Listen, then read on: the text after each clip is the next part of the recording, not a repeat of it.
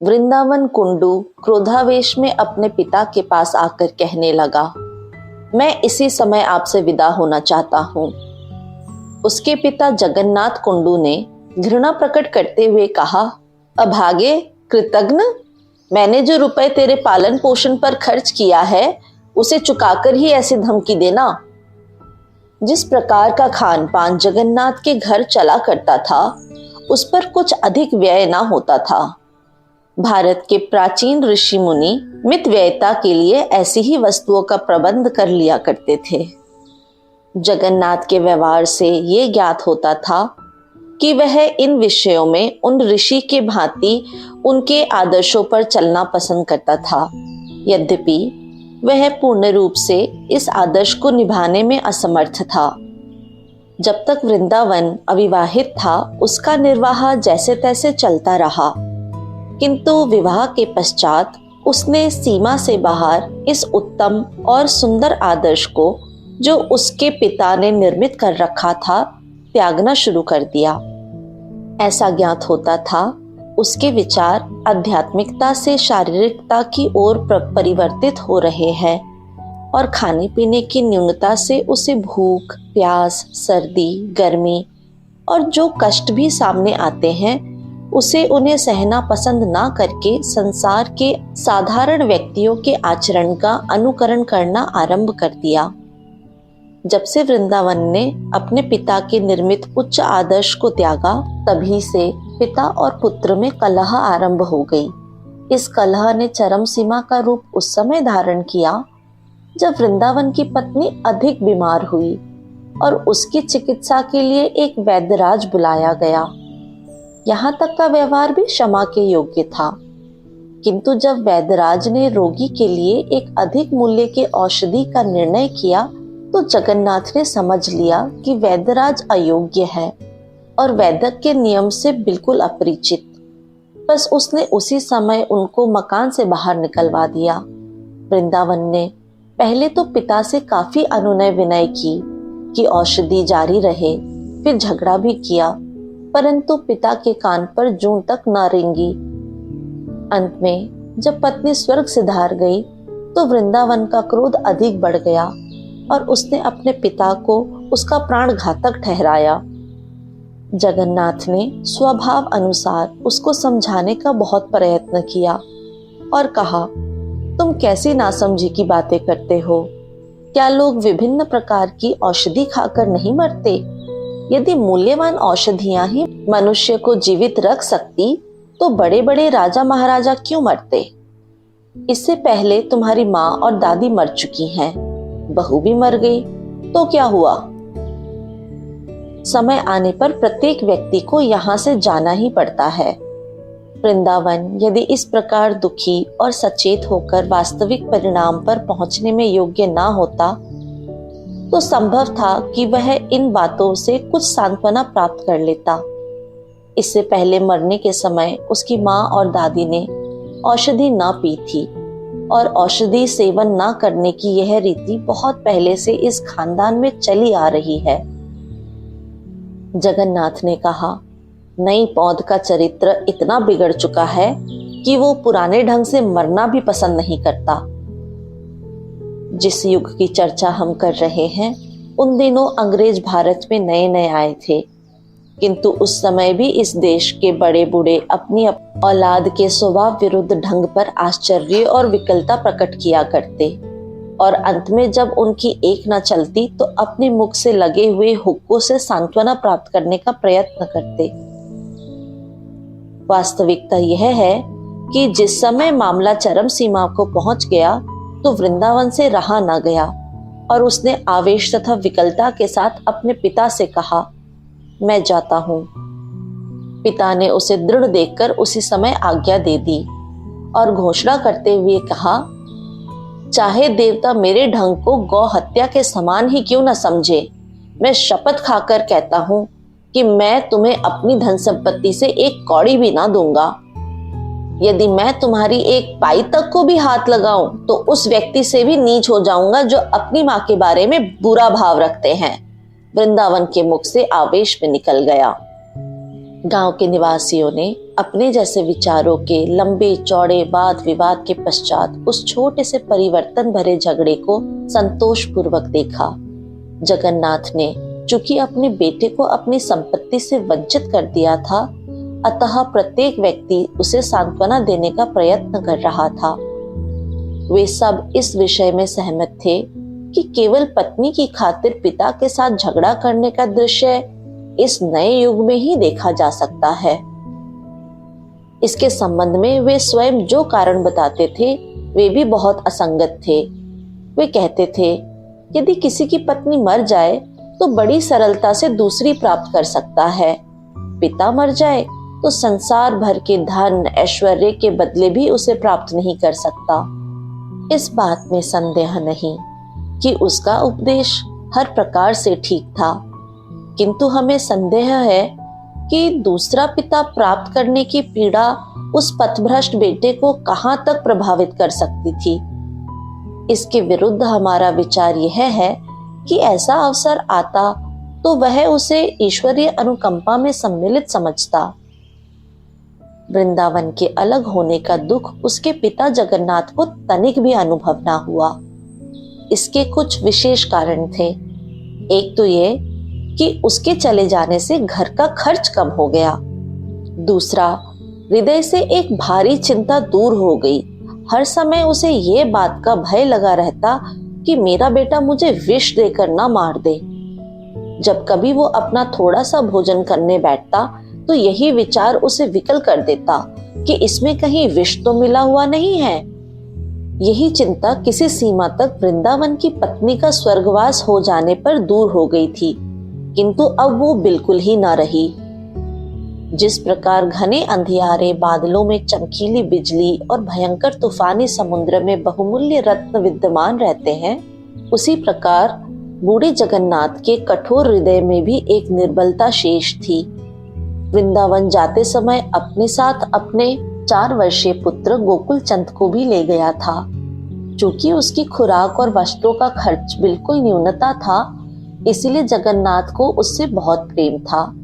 जाते समय जब वृंदावन उसे अपने साथ ले गया तो सबसे पहले दुख और पछतावे की अपेक्षा उसने अपने मन में हिसाब करना शुरू कर दिया कि इन दोनों के चले जाने से खर्च में कितनी कमी हो जाएगी, इस बचत की वार्षिक रकम कहाँ तक पहुंचेगी, और इस बचत को यदि किसी रकम का सूद समझा जाए तो उसका मूलधन कितना हो सकेगा।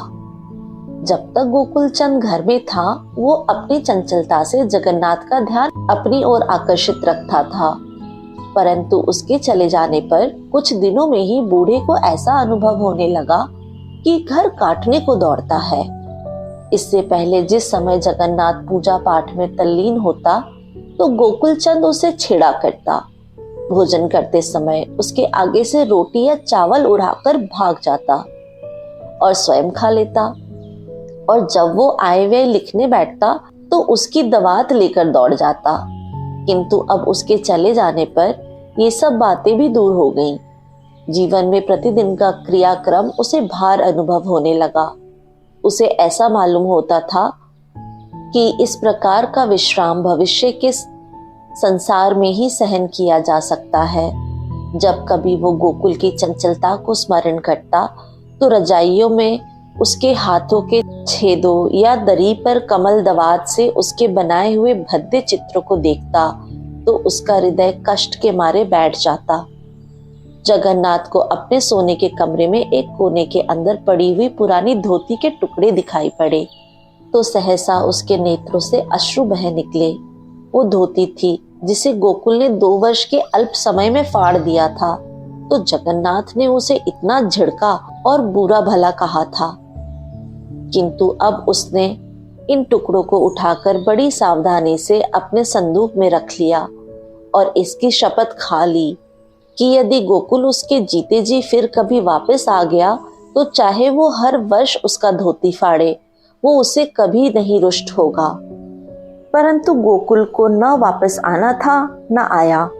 गरीब जगन्नाथ दिन प्रतिदिन वृद्ध होता जा रहा था और उसको खाली घर अधिक से अधिक भयवान दिखाई पड़ता था। अंत में दशा यहाँ तक पहुंची कि वो संतोष से घर में ना बैठ पाता। दोपहर के समय जब गांव के सब लोग अपने अपने घरों में सोए होते तो जगन्नाथ नारियल हाथ में लिए गलियों में घूमता दिखाई देता। गांव के लड़के जब कभी उसे अपनी ओर आता देखते तो खेल छोड़कर दूर जा खड़े होते और इस प्रकार की पदपंक्ति गाने लगते जिसमें एक स्थानीय कवि ने वृद्ध जगन्नाथ की मितव्ययी स्वभाव की प्रशंसा की थी। कोई व्यक्ति भय के मारे उसका वास्तविक नाम इस डर से जबान पर ना लाता कि कहीं उसे उस रोज अन्न जल प्राप्त ना हो, अतः लोग ने उसके अनेकों प्रकार के नाम रखे थे। वृद्ध उसे जगन्नाथ कहा करते थे, परंतु मालूम नहीं छोटे लड़के उसे चिड़ियाल क्यों कहते थे। संभव है इसका कारण ये हो कि उसका शरीर रक्तहीन दिखाई देता था, शरीर पर बहुत झुर्रियां पड़ गई थी। इन्हीं कारणों से वो प्रेत आत्माओं के समान समझा जाता था। एक दिन दोपहर के समय जब जगन्नाथ स्वभाव अनुसार गांव की गलियों में आम के वृक्षों के नीचे अपना नारियल हाथ में लिए फिर रहा था, उसने देखा कि एक लड़का जो देखने में अपरिचित सा मालूम होता था गांव के लड़कों का मुखिया बना हुआ है और उन्हें कोई नई शरारत समझा रहा है। उसके महान चरित्र और उसकी कुशाग्र बुद्धि से प्रभावित होकर सब लड़कों ने इस बात का नियम कर लिया कि हर काम में उसकी आज्ञा अनुसार आचरण करेंगे। दूसरे लड़कों की भांति वो वृद्ध जगन्नाथ को अपनी ओर आता देखकर भय से भागा नहीं, बल्कि उसके समीप जाकर चादर झाड़ने लगा।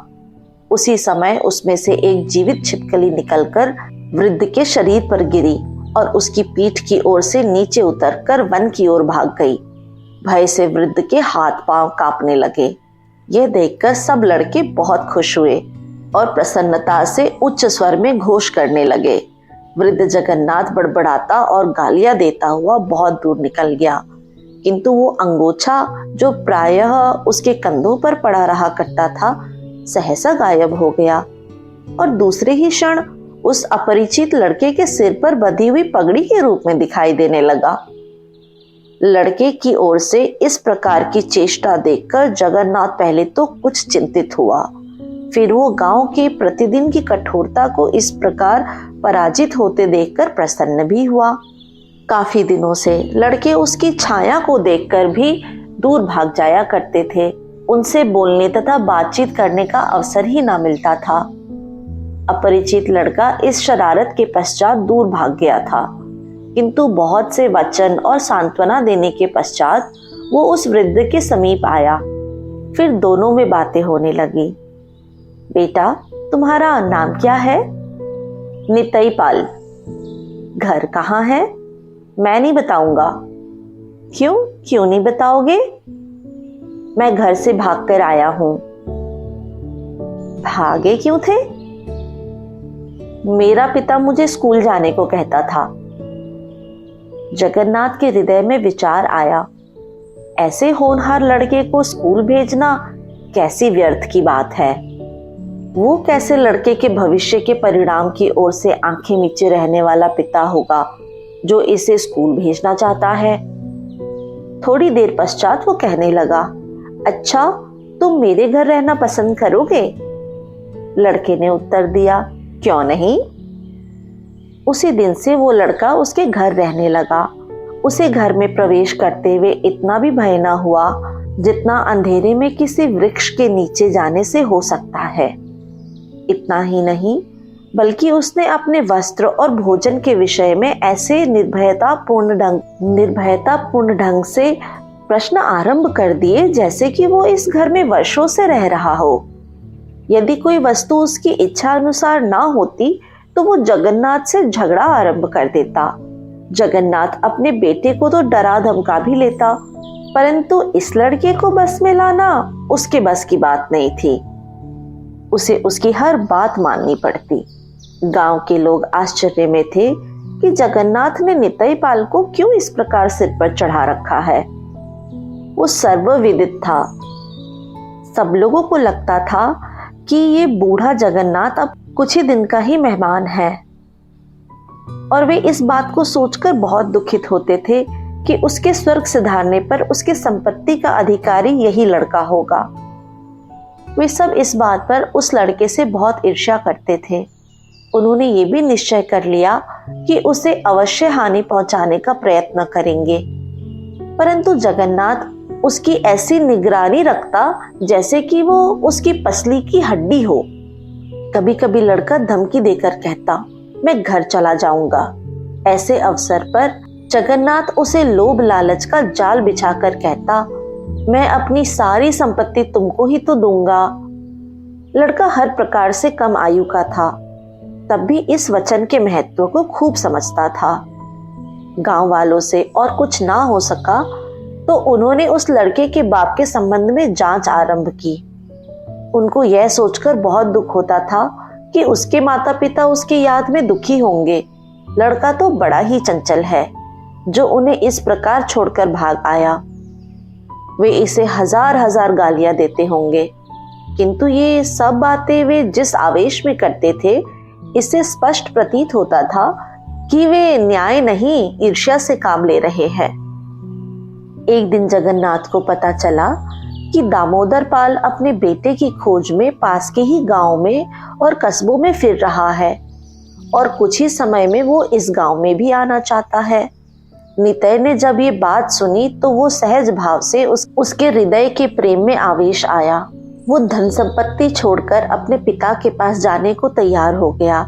जगन्नाथ ने उसे रोकने के लिए प्रत्येक संभव रीति से प्रयत्न करा, अतः उसने कहा, तुम अपने पिता के पास जाओगे तो वो तुम्हें पीटेगा। मैं तुम्हें एक ऐसे स्थान पर छिपा दूंगा कि किसी को भी तुम्हारा पता ना मिल सके, यहाँ तक कि गांव वाले भी मालूम ना कर सके। इस बात से लड़के के हृदय में आश्चर्य उत्पन्न हुआ और वो कहने लगा, बाबा मुझे कहाँ छिपाओगे? ऐसा भला स्थान तो मुझे भी दिखा दो। जगन्नाथ ने उत्तर दिया, यदि वो स्थान मैं इस समय दिखा दूं तो लोगों को खबर हो जाएगी, रात हो जाने दो। बच्चों में आश्चर्यजनक स्थान देखने की उत्कंठा और लालसा होती है। नितई भी उसी तरह ये बात सुनकर बहुत खुश हुआ।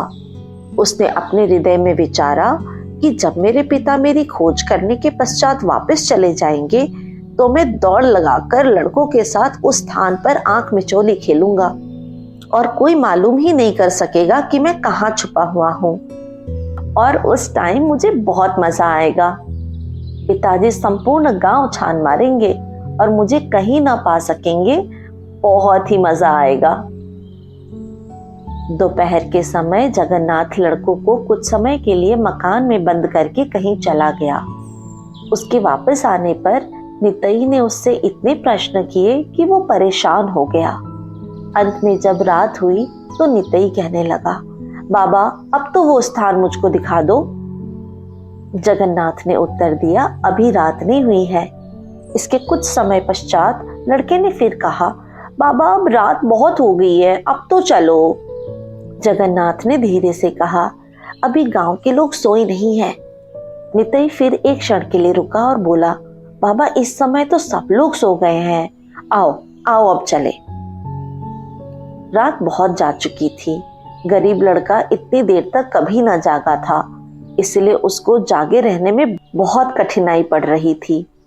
अंत में आधी रात के समय जगन्नाथ लड़के की बाह पकड़कर स्वप्निल गांव की अंधेरी गलियों से रास्ता टटोलता बाहर निकला। सब दिशाएं सूनी थीं, चारों ओर सूनापन था। कभी कभी कोई कुत्ता भौंकने लगता तो और कुत्ते भी उसके साथ मिलकर भौंकना आरंभ कर देते। इसके अतिरिक्त कहीं कहीं उसके पैरों की आड़ से कोई पक्षी वृक्ष की टहनी से पंख फड़फड़ाता हुआ उड़ जाता। नितई भय से कांप रहा था, किंतु जगन्नाथ ने उसका हाथ दृढ़ता से पकड़ा हुआ था। कई खेतों में से होकर अंत में ये लोग एक जंगल में प्रविष्ट हुए। यहाँ पे एक पुराना मंदिर खड़ा था जिसमें किसी देवी देवता की मूर्ति न दिखाई पड़ती थी। नितई ने उसे देखकर निराशा भरे स्वर में कहा, बस यही स्थान था। ये स्थान उसकी कल्पना से सर्वथा भिन्न था, क्योंकि उसमें कोई आश्चर्य की बात ही नहीं थी। जब से वो घर से भागा था, अनेकों बार ऐसे खंडहर मंदिरों में रातें व्यतीत कर चुका था। इतना होने पर भी आंख में चौली खेलने के लिए यह स्थान सुंदर था। अर्थात ऐसा था कि उसके साथ खेलने वाले लड़के यहाँ उसकी खोज ना कर सकते थे। जगन्नाथ ने फर्श के बीच में से एक पत्थर की सील उठाई। उसके नीचे आश्चर्यचकित लड़के को एक तहखाना दिखाई दिया, जिसमें एक धीमी सी दीप जल रही थी। भय और आश्चर्य दोनों बातें उसके हृदय पर जमी हुई थी। अंदर एक बांस की सीढ़ी खड़ी थी। जगन्नाथ नीचे उतरा और नितई भी उसके पीछे हो लिया। नीचे उतरकर लड़के ने इधर उधर देखा तो उसे चारों ओर पीतल के टोकने पड़े हुए दिखाई दिए। इन सब चीजों के बीच में एक आसन बिछा हुआ था और सामने थोड़ा सिंदूर और घिसा हुआ चंदन, कुछ जंगली फूल और पूजा की शेष सामग्रियां रखी हुई थीं। लड़के ने अपनी जिज्ञासा पूर्ति के लिए उन टोकनों के अंदर हाथ डाला और जब बाहर निकाल कर देखा तो मालूम हुआ कि उनमें रुपए और सोने की मोहरें भरी हुई हैं। इतने में बूढ़े जगन्नाथ ने नितई से कहा, नितई, मैंने तुमसे कहा था ना कि अपनी सारी संपत्ति तुम्हें दे दूंगा। मेरे पास कोई अधिक संपत्ति नहीं है, किंतु जो भी है वो इन पीतल के टोकरों में भरी है और ये सब मैं आज तुम्हारे हवाले करना चाहता हूँ। नितई प्रसन्नता के मारे उछल पड़ा और बोला, सच? क्या तुम इनमें से 1 रुपया भी अपने पास नहीं रखोगे? जगन्नाथ ने उत्तर दिया, यदि मैं इसमें से कुछ लूं तो भगवान करे मेरा वो हाथ कोढ़ी हो जाए, किंतु ये संपत्ति मैं तुम्हें एक शर्त पर देता हूँ। यदि कभी मेरा पोता गोकुल चंद या उसका भी पोता या परपोता या उसकी औलाद में से कोई व्यक्ति भी इस रास्ते से होकर जाए तो तुम्हारे लिए अनिवार्य होगा कि ये सारी संपत्ति तुम उसको सौंप दो। लड़के ने ध्यान से सोचा और निश्चय के साथ विचारा कि ये बूढ़ा पागल हो गया है। फिर कहने लगा, बहुत अच्छा, ऐसे ही करूंगा। जगन्नाथ ने कहा, बस तो अब आओ और इस स्थान पर बैठ जाओ। नितई ने पूछा, क्यों? तुम्हारी पूजा की जाएगी। लड़के ने चकित होकर पूछा, क्या यही रीति है? बूढ़े जगन्नाथ ने उत्तर दिया, हाँ, यही रीति है। लड़का उछलकर तुरंत आसन पर बैठ गया। वृद्ध जगन्नाथ ने उसके माथे पर चंदन लगाया, भ्रिकुटियों के बीच सिंदूर की बिंदी लगा दी, जंगली पुष्प का हार उसके गले में डाला और कुछ मंत्र उच्चारण करने लगा। बेचारा नितई देवताओं की भांति आसन पर बैठा बैठा ऊँघता रहा, क्योंकि उसकी पलकें नींद से भारी हो रही थी। अंत में उसने घबराकर कहा, बाबा, परंतु जगन्नाथ उत्तर दिए बिना ही मंत्र पढ़ता रहा।